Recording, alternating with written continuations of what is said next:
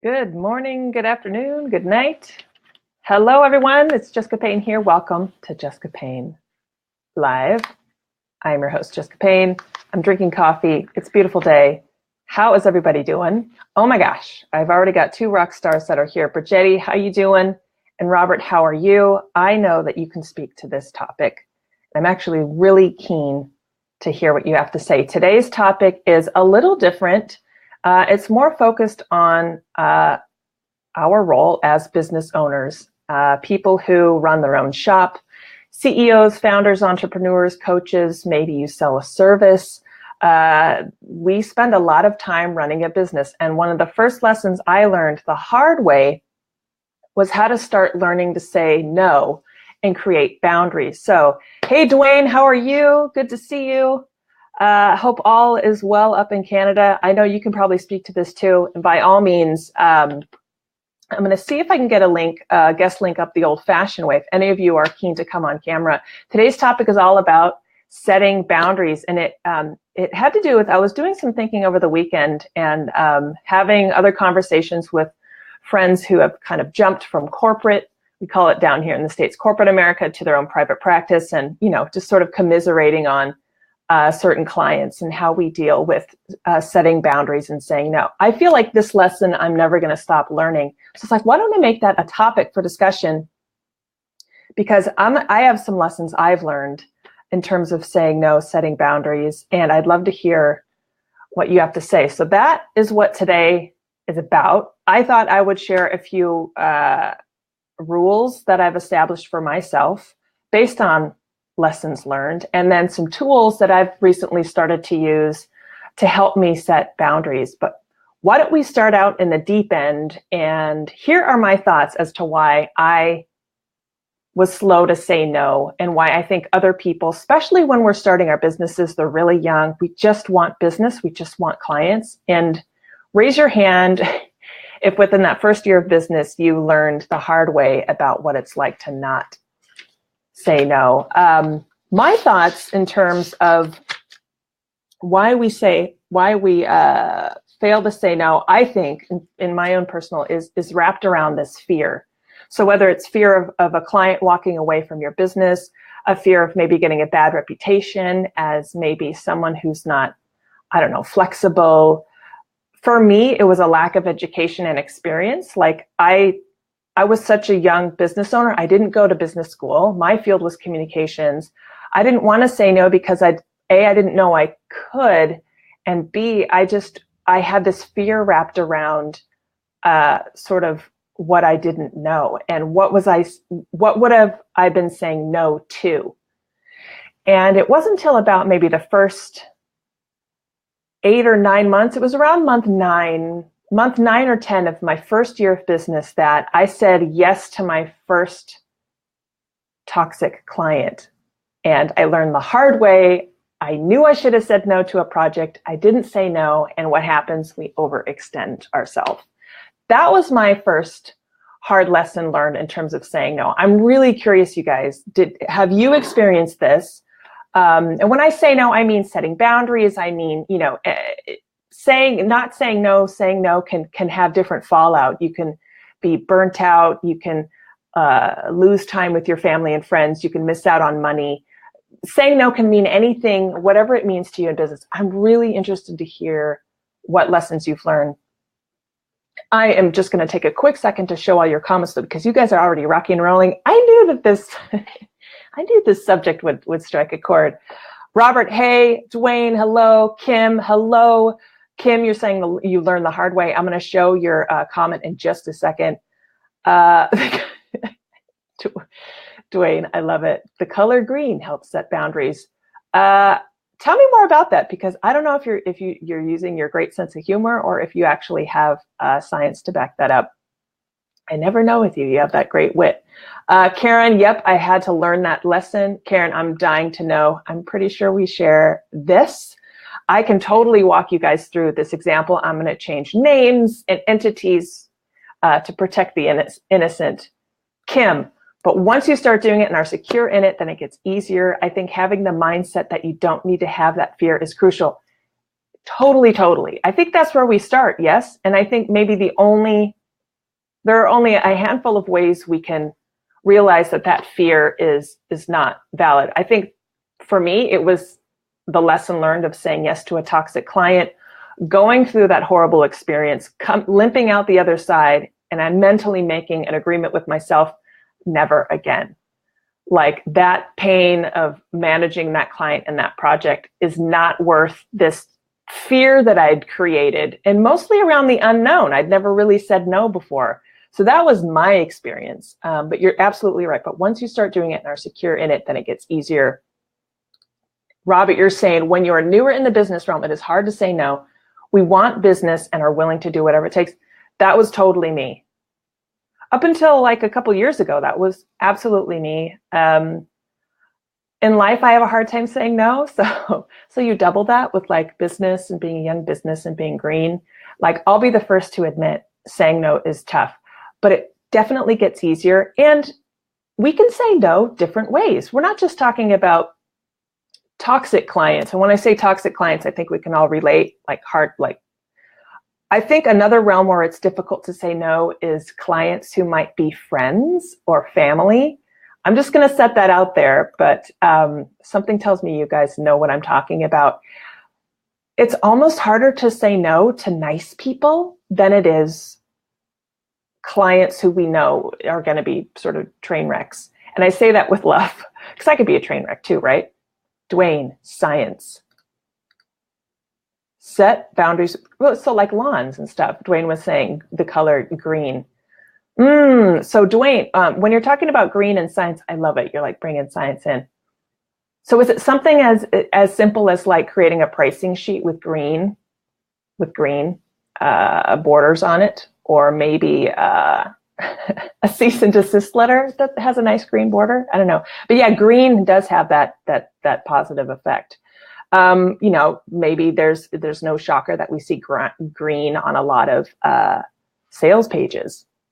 And sales pages are boundaries too, not to get really in the weeds, but I was jotting down different examples of no or boundaries.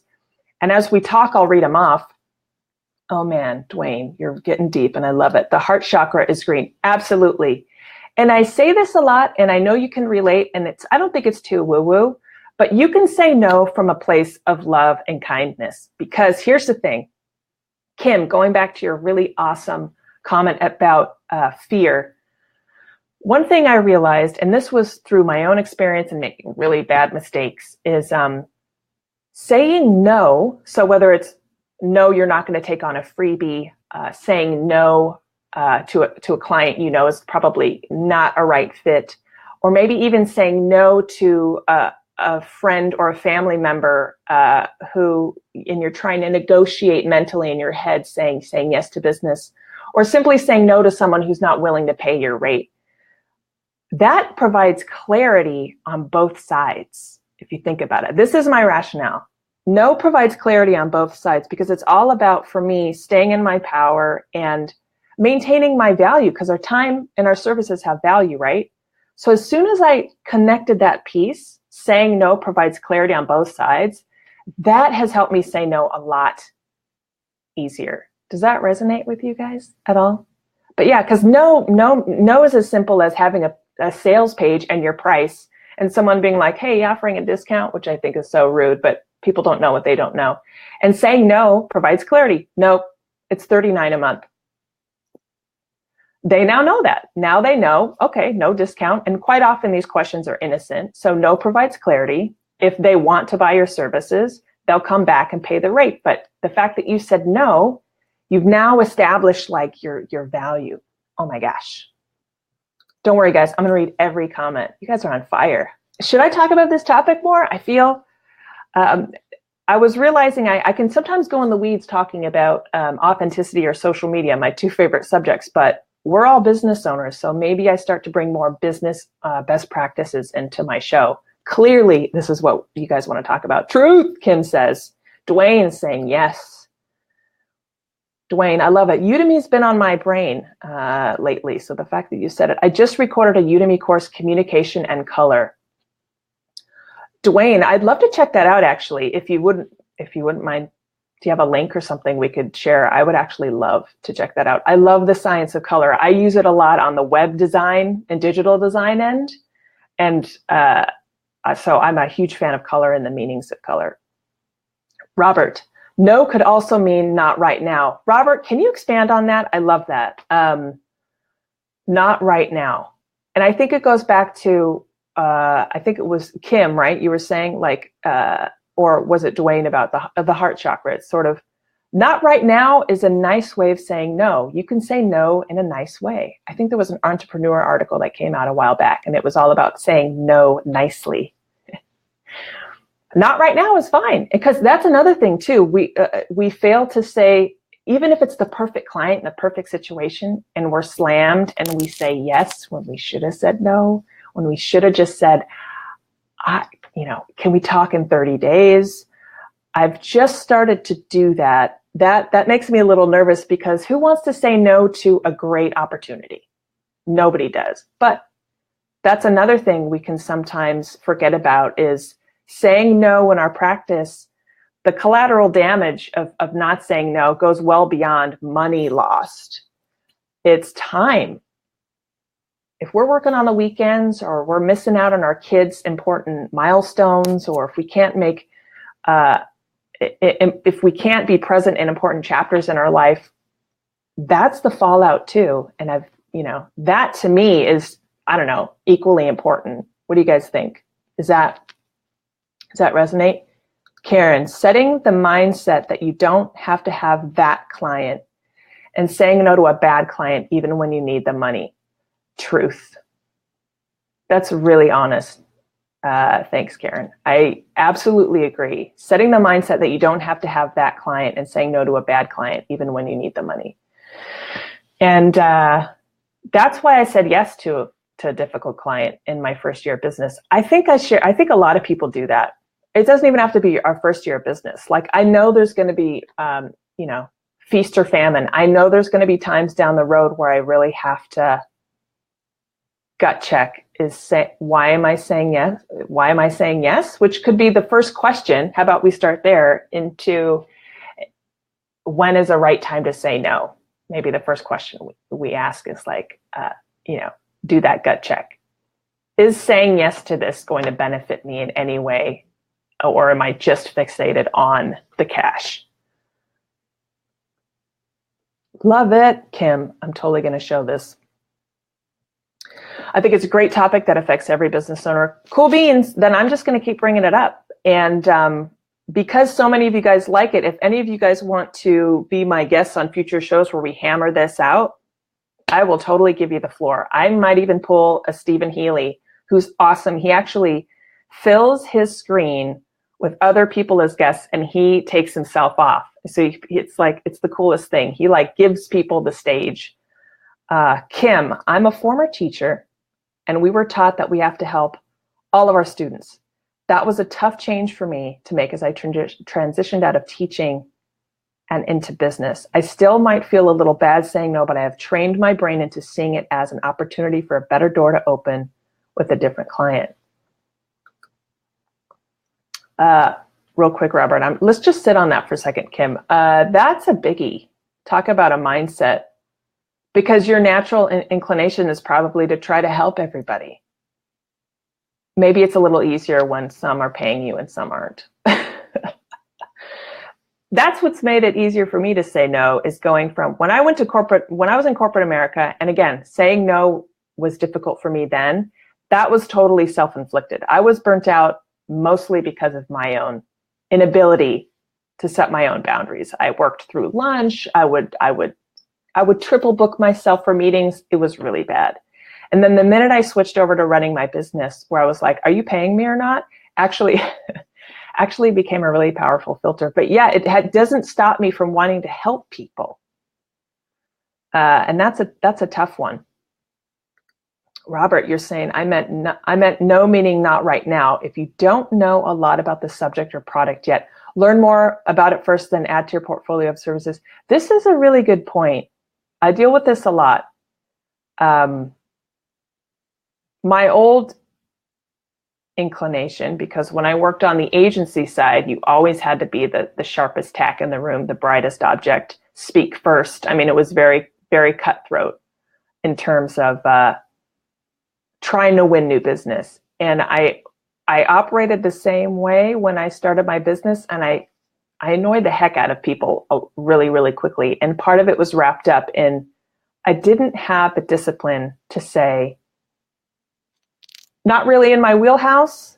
I will either introduce you to a partner who can really speak to this better, and not having an attachment to that, training my brain to think that's not me losing business. That's me actually establishing value as a resource, because 9 times out of 10, the same people come back to you. That was a big way, a big shift I did that helped me say no. Saying no, again, can mean, as Robert is saying, not right now. In my field, social media, this is really crucial, because I always have to be really honest with myself in terms of like, am I an expert in that? No. Like a good example are chatbots. I'm not an expert in chatbots. I can immediately refer you to someone who I absolutely trust with chatbots. Can I speak to chatbots? Yeah, I can eventually show my examples. But if someone came to me today asking me to run their chatbot campaign, the best thing I could do for them would say no. However, I know exactly who I'm going to partner you with.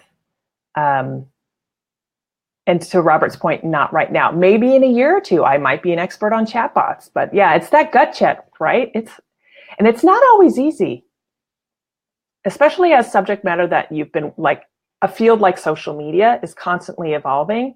It's this love-hate relationship I have with it, because it innovates so quickly. Yeah. Stay in your lane. RJ Redden is the queen of chatbots. Yeah, that's who I was speaking about. Totally. Yeah. But do you guys get the whole value thing? I'm really curious. All right, let's hear it. Do you have any horror stories? I won't tell anyone. It'll only be all over Facebook. It's fine. Protect the innocent. I'm actually really curious to hear, like, is any of this resonating? Can any of you relate? I feel like you probably can. Any lessons learned or good habits you do now? I'm really curious. I call it mission creep. You know that military term where you start off with one geographical area and one mission, and then 2 months, 6 months, 9 months later, the mission has changed and maybe the borders have changed. I think the same thing has to do with, like, we either carve clear borders around what we're willing and not willing to do. Otherwise it's like mission creep. And I think that's where we can all of a sudden find ourselves like, why did I say yes to that client? Or why did I agree to do that? Why did I do that? And then you go through the inner turmoil, you as in I do, right? Kim, it goes back to what you're saying. It's like, I think at the end of the day, we want to help as many people, but we have to realize our value. Robert, so many people use the fake it till you make it. Yes, I saw this yesterday. This makes the neck hair on the back of my neck vibrate. I hate it. This is bad business in my opinion. Being honest and saying I'm learning it right now, so I can refer you right now until I get to yes. I think at the end of the day, people are going to learn very, very quickly if you're bullshitting or not. I think we see a lot of people who are quote unquote experts or quote unquote entrepreneurs when really they're not. When 8 months ago, they were quote unquote experts in something else. I think it's getting easier and easier to spot those, and not just other business owners to other business owners. I'm hearing from other consumers. They're getting savvy. Our customers are smarter than ever. And I think they can spot a fake. It's wired in our DNA, or they'll pay for something and straight away they're going to either get the experience they paid for or not.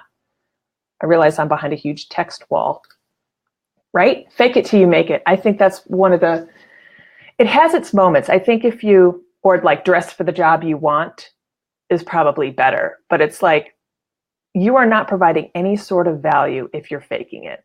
I think that the days of faking it till you make it are gone, because with 2 clicks, people can find out everything they can about you. And, smoke and mirrors is another phrase. Like, yeah, I would say that I totally agree with you, Robert. Don't make me come on screen. I know. Bennett, I know. I feel like, Robert, you and I need a whole broadcast if it's just you and me. Kim, I can totally relate. Awesome. I'm super happy this strikes a chord.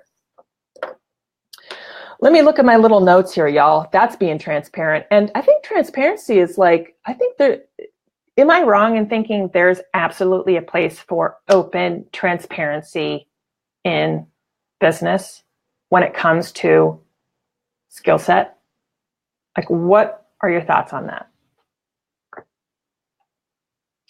My hunch is yes. I found that only allowing certain times of the week for meetings is quite advantageous. Ooh, I love this. Yeah, I love it. Let's start talking about boundaries. I only meet on certain days at certain times so that I can respect my own time to work and get things accomplished. Totally. I think, and that brings me to my next point. And I just love hearing that, Kim, because it's like saying no doesn't mean saying the word no. You can say no in other ways. And that is creating boundaries and sticking to them. So yeah, guys, jump on the bandwagon. Do you have an example of where you're really disciplined like Kim and you set boundaries? I love it. I'm the same way. On Tuesdays, because I'm here in the studio, I start early and I try to close early in terms of business. So I know not to schedule certain things on certain days. I can share some tools I use. I'm starting to use certain tools to create boundaries too. So this might sound really boring, but a couple of things I've done is, because I know another way of saying no for myself is creating boundaries, is to see if I can become more efficient, especially around the admin or menial tasks of running a business. Because for me, I know that mission creep. At the end of a week, I could spend 2-3 hours on admin that I know, okay, if I pay for a certain tool or if I delegate this out, I actually free my time. I'm actually saying no to like wasted time. That's the newest kind of shift that I've done. So part of this is around protecting my time. So a perfect example is I use a scheduling tool on my website called Cozy Cal. And it's an automatic schedule. If you go to my website, you see a button that floats. It says like schedule a meeting, and you click on it, and it goes right into my schedule. It kind of automates that first. What used to be, let's get on the phone. It was essentially a free 15-minute consultation to even decide if people wanted a consultation that I realized I was sort of giving away for free.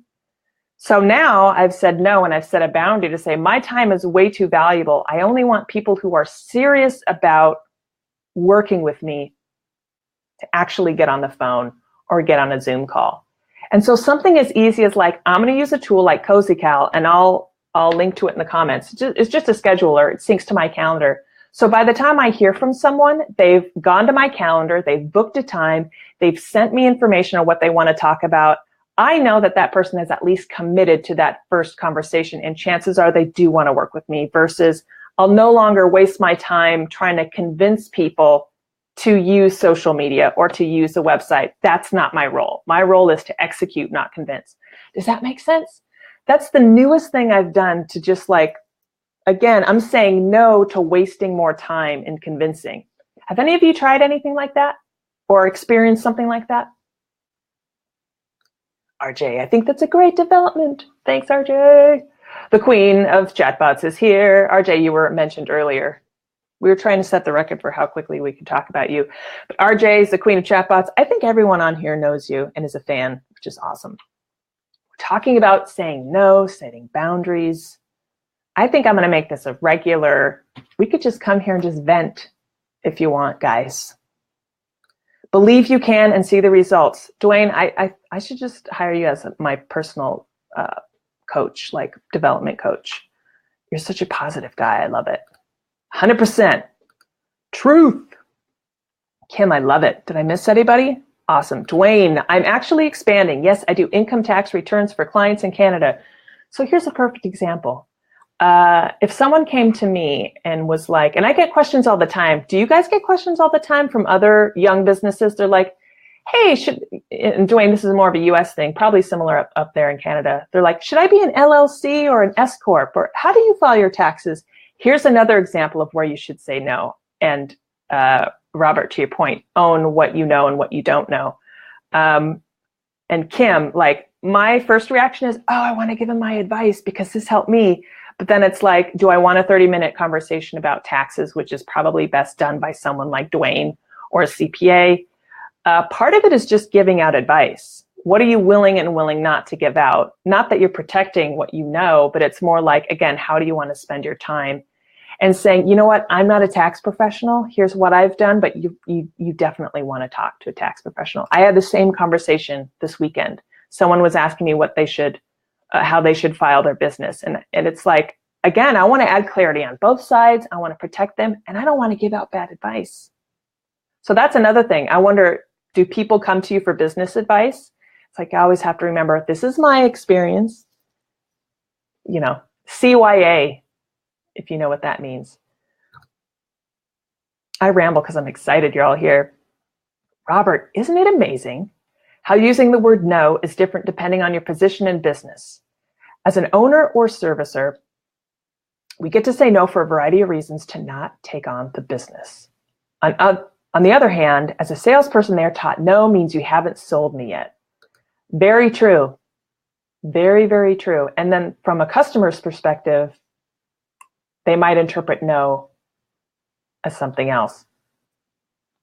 Yes, it reminds me of that scene in Wolf of Wall Street that I loathe because it's pitched as like being a genius about business, where as a woman it doesn't resonate. Y'all remember that movie? Okay, Wolf of Wall Street with Leonardo DiCaprio, great movie. They're all sitting at the table and the guy's like, sell me on this pen. And everybody tries and everybody fails. It's your classic, and I roll my eyes because I can barely stand the scene. And then it doesn't allow, he finally picks up the pen and he says it's not for sale, something like that. And it's like this light bulb comes on over everyone's head, and supposedly this is like a stroke of genius. And the idea is telling someone something's not for sale makes them want it more. I have mixed feelings about that scene because A, that's not how you market to a woman, and it's touted as like the gospel in sales, because to me it shows actually how there's one way of doing sales, but how there's not another. But Robert, what you just said reminded me of that. Everyone has their own learned experience and their own perception. What you may feel is the right way to do things may not resonate. But yeah, Kim, RJ introduced me to the Be Focused app based on Pomodoro technique. That has helped me only work for 25 minutes and then take a 5-minute break. The ticking sound really helps me stay focused.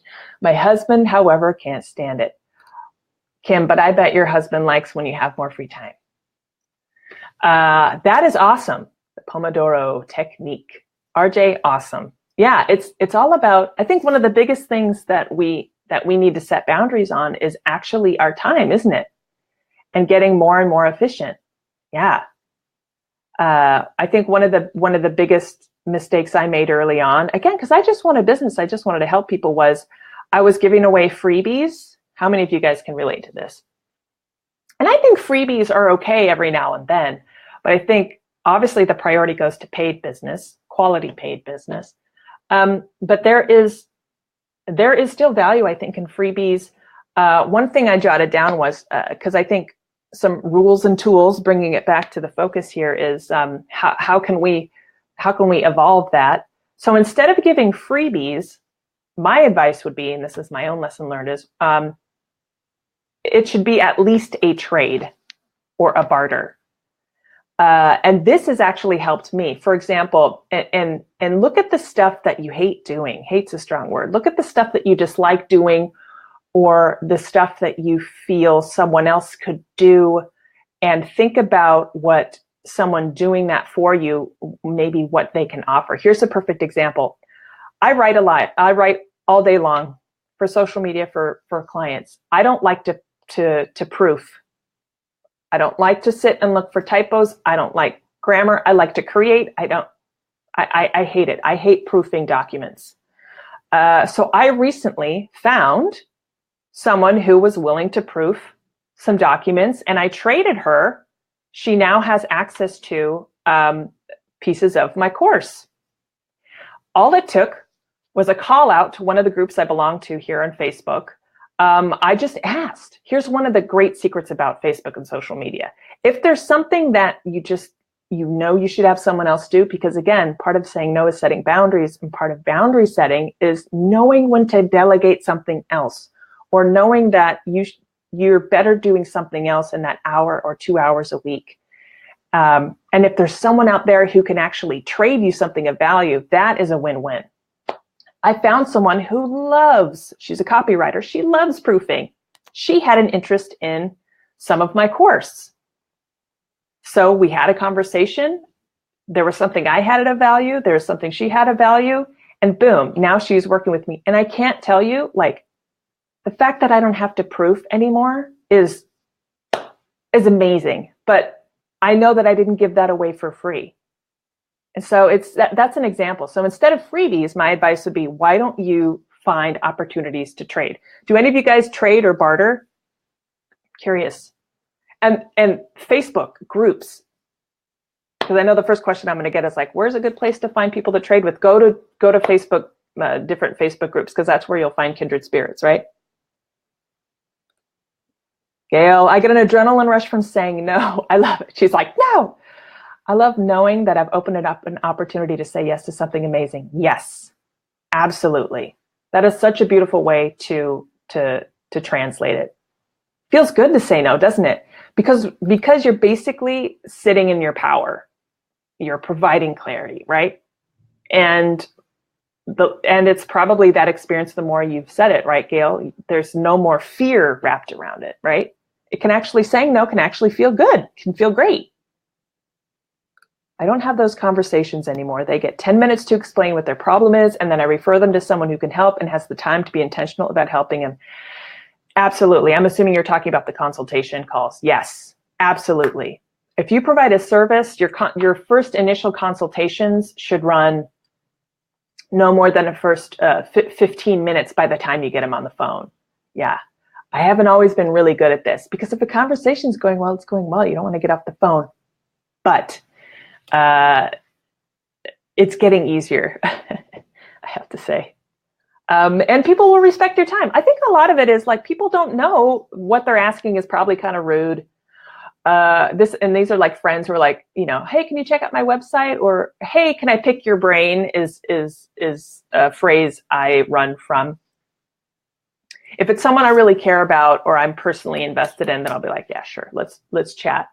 Or, hey, let's go for coffee is another one I steer clear from. It's like, what do you really want to talk about? If you're looking for a free consultation, this is where you can say no nicely and say, actually, I'd love to catch up. Let's catch up over coffee. But if it's about business, let's actually talk on the phone. And then you can own those minutes and get them off the phone.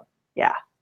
But again, I think it's coming from a place of they don't know what they're asking for is kind of on the borderline of being rude. I think what they're really saying is, hey, I recognize you as an expert. I know you can help me. I'm thinking of doing this.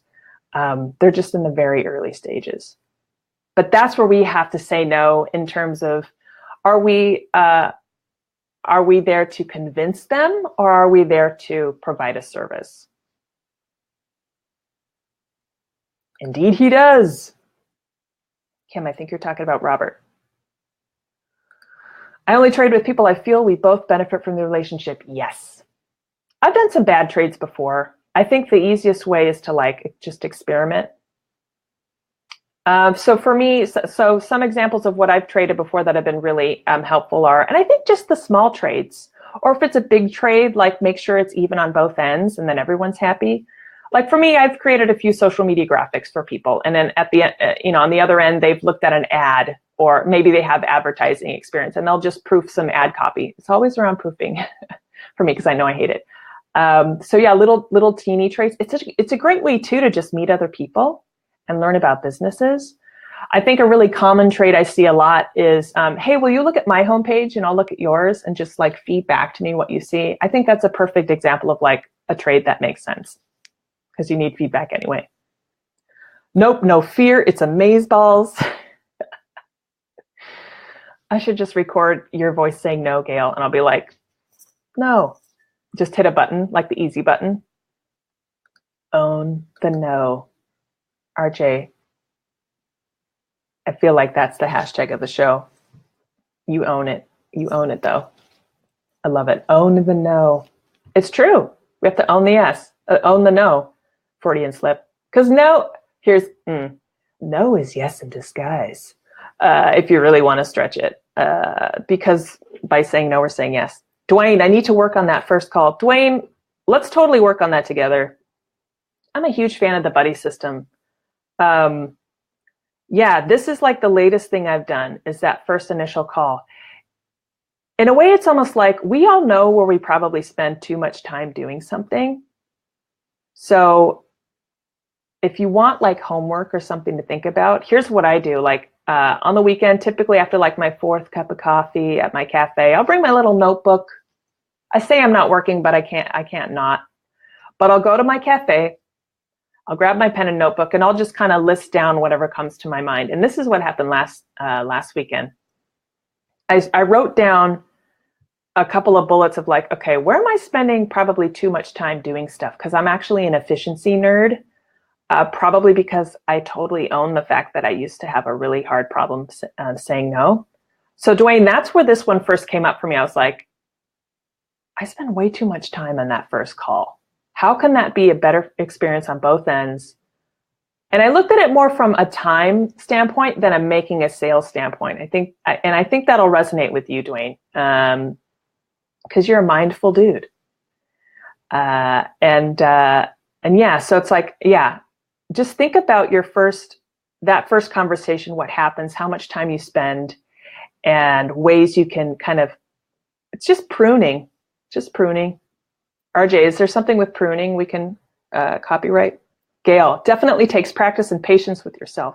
Yes. This was a hard one for me to learn. I am not an expert. Daniel Geffen's podcast is actually called Can I Pick Your Brain? That makes me cringe. Like, I can't stand that phrase. Can I pick your brain? We all know what you want. You just want free advice. Just be open about it. I actually said no to someone recently. Hey, let's bang our heads together and run some ideas past each other. Opinions on your ideas can help. And yes, I actually said it that way. Right? It's like, I don't know if people know what they're asking half the time.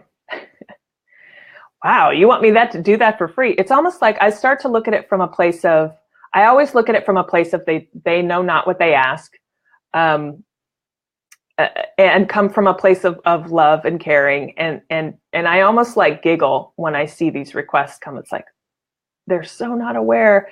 So how can I still help them, right, Kim, to go back to your point of like, how can I actually be of service? Because I think we can still be of service, especially around people who clearly don't know what they're asking is probably too much. So, you know, for me, it's like, all right, how can I point them to the right person? How can I say no nicely? Yes, queen. Oh my gosh. I love all these comments. We could be like the Say No Squad. Should we get jackets? I know Robert's already thinking about it.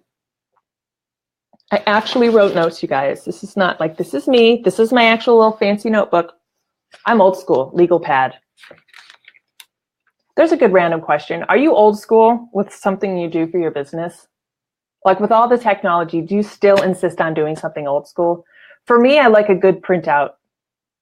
I use recycled paper, but I like a good stapled deck of paper. Not a paper clip girl. I like it stapled. Is there something old school that you still do? For me, writing it down.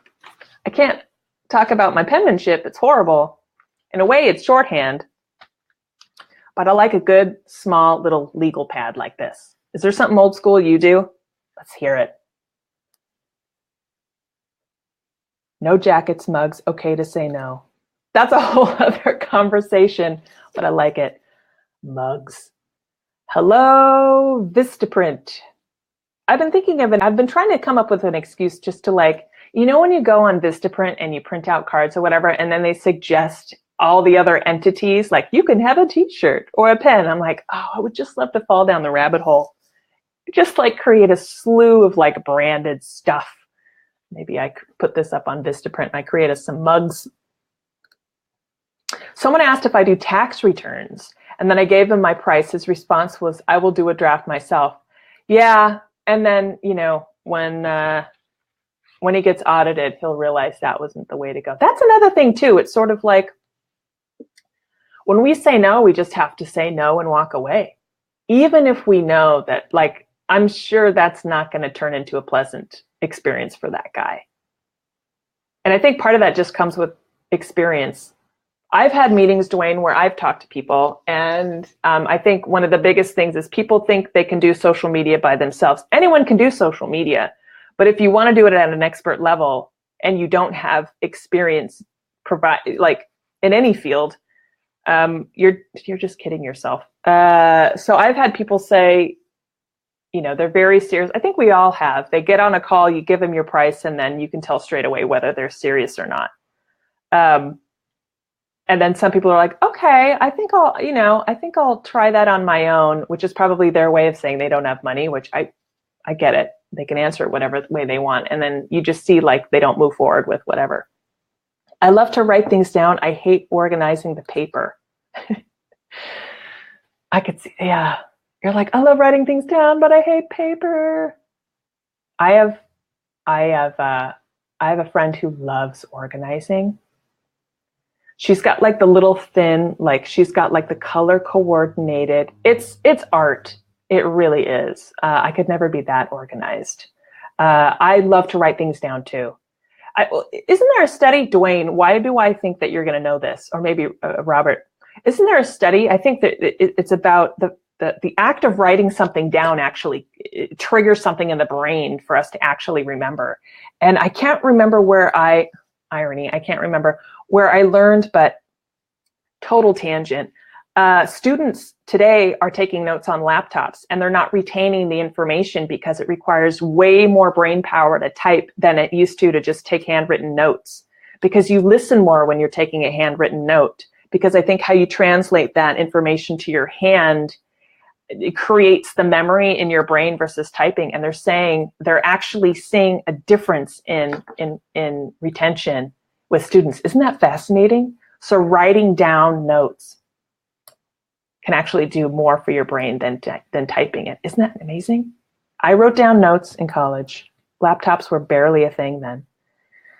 I'm a Post-it boy, love them, have tons of them in many colors. Robert, we need to see some photos. Do you have one of those collages? Those ombre, it's like one wall just filled with Post-its. There are people that design entire buildings, walls of buildings and Post-its. It's amazing. You should own stock in Post-it. Who owns that? 3M? You should. I have one Post-it, but now the question is, Robert, are they the small or the big Post-its? I write an old school bullet point list as a script for my show and tape it to the side of my computer. Yes! Old school. I love that you tape it. That means you like tape. That's old school too. Love it. I actually print out my script too. Love it. Haha, Dwayne Richards, I'm sure that guy will totally regret not paying you to do it for him. He totally.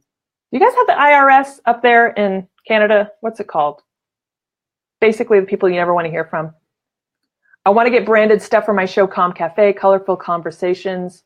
I love the 4 C's there. Is that alliteration? Am I right? Love it. Dwayne, I'd buy a mug. Ooh, you should throw chakra in there. Then you'd have 5 C's.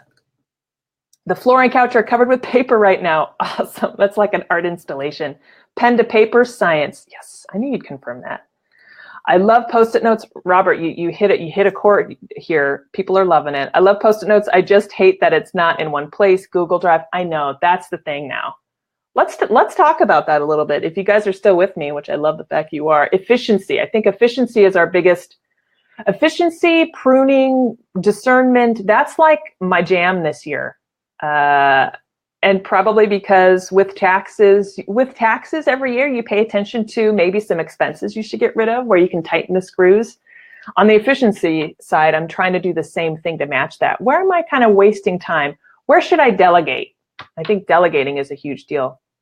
CRA-IRS. Awesome. So 3 letters you basically never want to see or hear or read or get in the mail up in Canada. Here's a study showing writing with paper and pen is better. Awesome. Thanks, Robert. I'm so going to bookmark that. And I love that it's Nova. WGBH Boston, baby. Used to live there. Taking notes by hand can improve memory. That's a good tip. Like if there's something you're learning for the first time or it's something you need to stick, write it down. Love it. Thanks for sharing that, Robert. I'm definitely going to check that out. CRA-IRS. Totally. What else? Oh, so here's another tip that I wanted to share. I don't use it, but a friend does. Do any of you have a 24-hour cancellation policy? This is smart if, I think a lot of us here provide a service.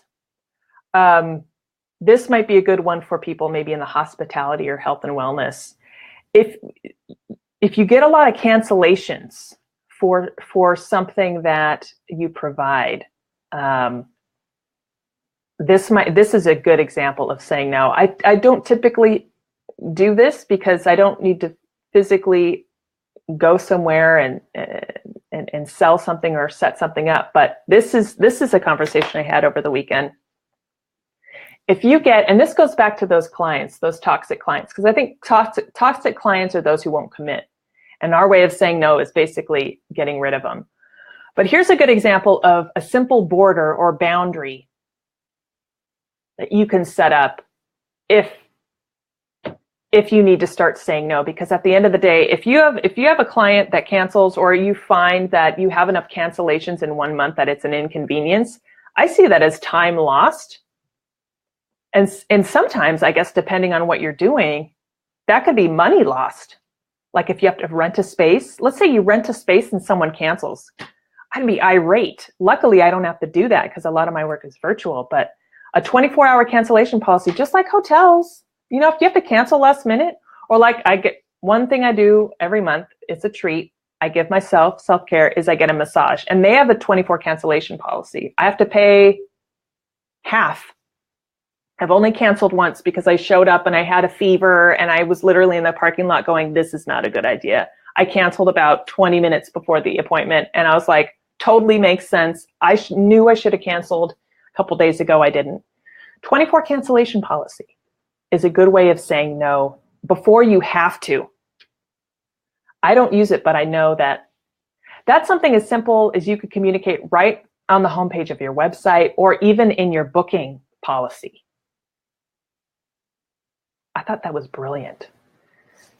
I named my Be Life TV CR4 Studios, and there's a C4 color mirror bottle, which is the heart chakra bottle. I want to see all this merchandise, Dwayne. Do you have a link? Robert, I only do the cancellation process for event. That's really, really smart. I don't do as many speaking opportunities as I'd like, and that's something I'm looking to dial up. So if you have a need. Well, I guess I speak every week on my show. That's actually really smart. Yeah, because that's your time. And especially if you have to travel, that's a total inconvenience.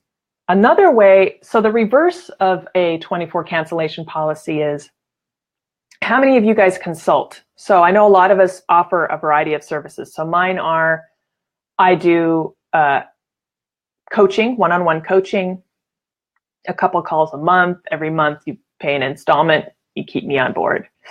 Campaign management, I get a project, soup to nuts, I take it on board, or 3, my course. I think if one thing I've learned is, especially with consultations, or I don't know what your cap is, but if I have a project that is sort of under a certain price point, I demand payment up front. So like anything under 500, payment up front. Anything under 1,000, payment up front. If it's larger than a certain value, and maybe you do this to 1,500, 3,500, sometimes I will allow installments. But payment up front was something I started maybe my second year of business, that has helped me.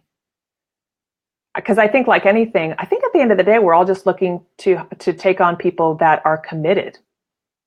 And the easiest way to find out if someone's committed is to ask for payment, is to demand payment up front. So I offer flexibility because I think over a certain price point, I allow installments like monthly installment, for example. Because it's more similar to me being on retainer. Do any of you guys do that? I think most of us do.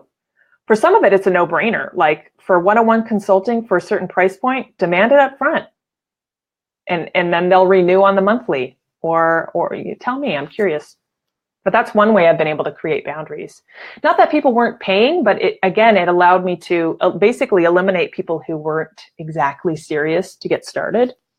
And they always come back and want to start. I think people just need to wrap their head around the money. It's funny because it's like until they talk to you, they've never really. Some people come to me and they're not even sure if they're serious or not. So again, Dwayne, that kind of keeps that 15 minutes to be strategic versus me trying to convince them of the value of what it is they want versus here's the value of what I do. That's a whole other conversation. Should we do a show on the consultation calls? We could trade strategies on that because I think we all deal with that. All of my coaching clients are paid at the beginning of the month before we proceed. Yeah. Standard. Brilliant. Yes. Because the ones who aren't serious aren't going to pay, and you're not wasting your time. And again, the admin time, you don't have to chase. There's nothing, having to chase payment, no, doesn't work. And I think it's getting easier to automate payments. Like for my course, it's automated payment. I'm not going to chase you. You commit, you're signed on. And it's going to just, you pay monthly for my course. The one-on-one coaching, before we get off that last call, I already have you renewed for the next month, and I've sent you my PayPal. And before we move forward, you deposit. If it's a campaign, we have a contract signed, and you know what installment you're at. Yeah, it's very clear. It's clarity, right? And again, that's saying no. I don't do business any other way. Like that's a way of saying no too. Here's something interesting. I don't know if any of you deal with this. Sometimes this can come in. This is the mission creep of friends and family who want business that you want to say yes to. Sometimes a little flexibility goes a long way. They might ask. And plus, it takes a lot of courage. I respect that now. It takes a lot of courage for someone to ask, do you have a payment plan? Because they're basically saying, they're talking about money. A lot of people don't like to talk about money. So I actually encourage and embrace that conversation. And 9 times out of 10, I want to find a solution that works. A payment plan for something under 500 doesn't make sense. I basically say, let's come to me when you're ready. And quite often it's just a couple weeks later. It's like, come to me when you can assemble that. Like so that I can focus more on executing. For a larger project, let's say I'm doing everything from brand creation all the way through to website to social media. It's a multi-month long, 3 to 6 month project. Let's talk. But I've learned that too, not to immediately say no, but just to listen, because quite often people just need to have that conversation. Just like the membership group, pay first, then add to the group. Yeah, exactly. Yeah, just like they would pay for anything else. New tires. The subscription model is really nice. I always use Netflix. It's funny because some people are like, well, how does it work? So I pay monthly. It's like, yeah, just like you pay for Netflix or just like you pay for Match.com or whatever. It's like, just use other examples of similar models and people immediately understand it. Yeah. I like the flexibility though, but it's just, saying no is just to make sure that you stick to your guns.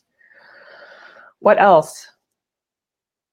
We'll come to the top of the hour. Can I share a couple other tools I use? These are more efficient tools, but ones that I have found can help me set boundaries. It's funny how like admin tools, I've become obsessed with it because again, it's efficiency. It's saying no to time being lost. It's actually saying yes to honoring your time. Yeah. Listening is an incredibly important skill. RJ, you're an awesome listener. I feel like I'm being heard. I think that's all people want to do. They want to feel seen and they want to feel heard. And they're coming to us for our help. Customer service 101, right? My field, I was thinking about this. My field is actually called communications, but I think the most valuable skill, equally to creating a narrative and a clear message, is listening, because you can't do one without the other. So my degree on the wall there is in communications, but I should probably, Robert, I'm going to put a little post-it up there that says listening. Boston University, I have a BS in listening, which could be a whole other joke. RJ, what did you say? LOL. Yeah, people want someone to listen. Absolutely. Can I say a shout out to other people? It looks like we've got BB here. How you doing, BB? We've got Annabelle. What's up? Guys, this is awesome. I feel we should do a number 2. I've learned a ton just talking with you and listening to you. If there's one thing I love about live video, it's the fact that I think that's pretty much how I've met all of you. And I try to watch your shows when I can. And I learned so much. Like RJ, Steven, Robert, Dwayne, it's like, you guys don't know half the time, but I have you on my phone, like propped up on my counter, and I'm doing something else, but you're like my radio, my jam. Because it's like, they're my friends. And you guys are always dropping awesome knowledge. And I learned a ton. How to work with my clients, style. I think part of saying no too is committing to your own style too. There are people that run their business in ways I would never run to my business, but I respect it. Like Gary Vay, I respect a lot of what he talks about. He's that entrepreneur. He's all about the hustle. His style is something I'd never take on board, but I like what he says. And I think he'd have a lot to say about saying no. Okay, a couple of tools I use. This is kind of a no-brainer, but again, it's all about that mission creep. To people starting their business for the first time, one thing I always share, because I didn't do this at first, is get another phone number besides your own, and don't use your personal email. In fact, most websites don't even list an email anymore. They have a contact form because of spam and stuff. So one, from a spam perspective, but also I think it's important for us to create boundaries. It's not that I never give my cell phone out. Typically after the first conversation or the second conversation, I have clients that prefer to communicate via text. Once you're a client, you've got my cell, because that's actually an easy way for me to get a hold of you.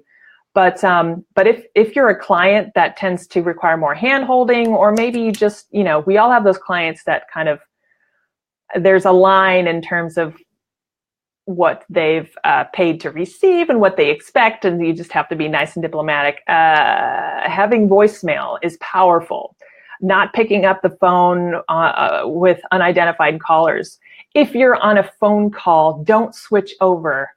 Stuff like that. This is more customer service 101, but it's like, say no to reacting. Give yourself time. If you have 5 minutes before a call and you see an email come through, if you know you need to take that 5 minutes to prep and to be of the best, greatest value to that client, don't answer that email. Take that 5 minutes. I've been doing this a little bit more. It's saying no to, not distraction, but something you could easily perceive as like, oh, I'll be really efficient. I'll just drop that email real quick and then jump on my Zoom. It's like, actually, no. If I know that I need to be in a better headspace to serve this client and I require 5 minutes, then I'm going to say no to anything else in the next 5 minutes. That's the latest thing I've done. But a tool I use, back to the voicemail thing, is Grasshopper. Do any of you guys use Grasshopper? So I'll link to that tool too. I even have Jessica using red solo cups. Yes, there were many over St. Patrick's Day this weekend. I thought of you. Your branding, see, it's organic.